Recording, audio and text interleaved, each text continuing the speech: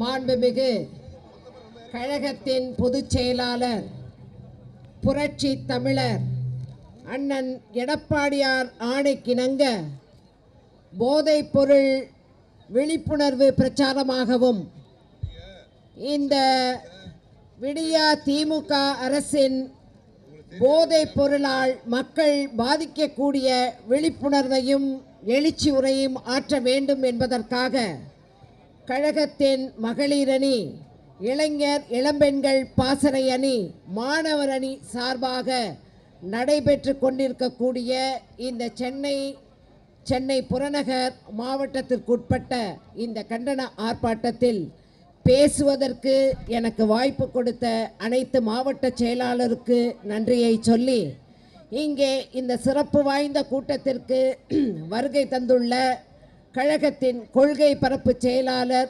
மரியாதைக்குரிய பாராளுமன்ற உறுப்பினர், முன்னாள் மத்திய அமைச்சர் அண்ணன் தம்பிதுரை அவர்களே, இந்த கூட்டத்திற்கு வருகை தந்துள்ள கழகத்தின் மாணவர் அணி செயலாளர் அவர்களே, இளைஞர் இளம்பெண்கள் பாசறை செயலாளர்களே, மகளிர் அணி நிர்வாகிகளே, இந்த சிறப்பானதொரு கூட்டத்தை ஏற்பாடு செய்த அனைத்து மாவட்ட கழக செயலாளருக்கும், இங்கே எங்கள் அனைத்து இந்திய அண்ணா திராவிட முன்னேற்ற கழகத்தின் திமுகவை ஓட ஓட விரட்டக்கூடிய போர் வாள்களாக வந்திருக்கக்கூடிய அனைத்து அணியிலிருந்தும் கழகத்திலிருந்தும் வந்திருக்கக்கூடிய எழுச்சி மிகு தொண்டர்களின் இந்த படை போதுமா, இன்னும் கொஞ்சம் வேணுமா என்று சொல்லக்கூடிய வகையிலே வந்திருக்கக்கூடிய சகோதர சகோதரிகளே, என்னுடைய சிறந்தாழ்ந்த வணக்கத்தை சொல்லி, எனக்கு முன்னால் அண்ணன் ஆதியார் அவர்கள், அதற்கு முன்னால் நிறைய தம்பிகள் மிக எழுச்சியுரை ஆற்றியுள்ளார்கள்.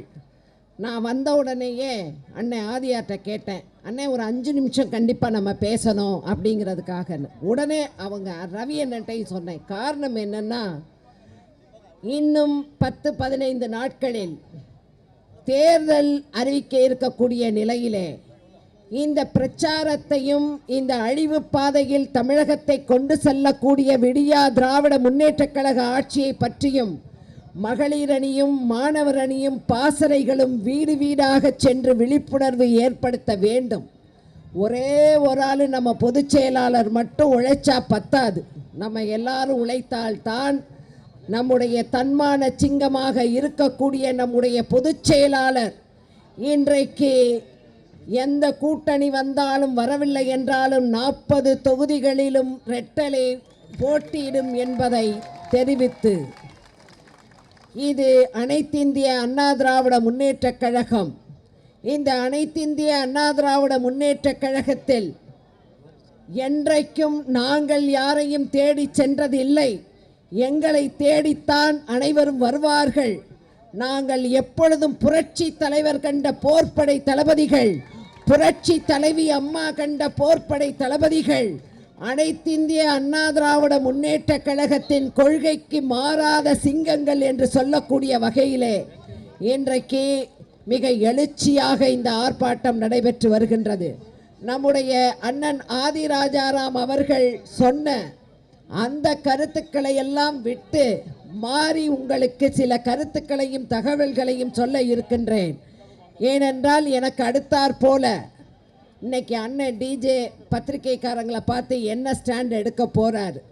நேற்று தான் சொன்னார் ஒரு எச்ச பாட்டில் 50 கோடி ஊழல்னு. அது மாதிரி என்ன சொல்ல போகிறாருன்னு ஆர்வமாக நீங்கள் கேட்க காத்திருக்கின்றீர்கள், நான் உட்பட.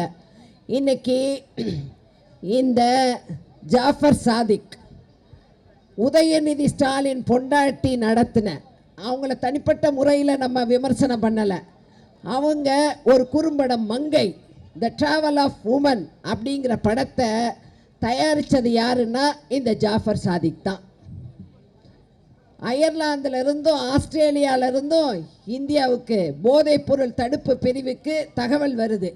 அந்த தகவலில் தமிழ்நாடு இப்பொழுது அதிகமாக போதைப் பொருட்களை, இங்கே அதற்கு உட்பட்ட மூலப்பொருட்களை கடத்தி இந்தியாவிற்குள் வந்து கொண்டிருக்கின்றது என்ற தந்து காலோச்சி, கோலோச்சி, ராமநாதபுரம், மதுரை, திருப்பவனம் எங்கெல்லாம் விற்கிறான்னா பழைய இரும்பு கடை, சாப்பாட்டு கடை, இங்கே எல்லா இடங்கள்லையும் போதைப் பொருள் ஒரு சின்ன ஒரு துளி அளவு அப்படி வாயில் வச்சா 8 மணி நேரம் இந்த உலகமே மாறி போயிடும். நம்முடைய பொதுச் செயலாளர் இந்த திமுக ஆட்சி வந்ததுலேருந்து சொல்லிகிட்டே இருக்காங்க, போதைப் பொருள் மாணவர்களிடையே எல்லார் கையிலையும் இருக்குது, எல்லா இளைஞர் பட்டாளங்களும் பாதிக்கப்படுகின்றார்கள், இது போன்ற நடவடிக்கைகள் எடுக்க வேண்டும் சொல்லிக்கிட்டே இருக்காங்க. இந்த விடியா திமுக அரசு எந்த நடவடிக்கை எடுக்காம மாணவர்களை தீய வழி பாதையிலே கொண்டு செல்கின்றாங்க. ஆனால் குண்டாஸில் இருக்கிறவன், பல்வேறு வழக்கில் இருக்கிறவன், கள்ள ஓட்டு போட்ட ஒரு ரவுடி பயலை பிடிச்சி போலீஸில் ஒப்படைச்சா அண்ணன் டிஜேயை கைது பண்ணுறாங்க. இதுதான் இந்த விடியா திமுக அரசின் அவலம்.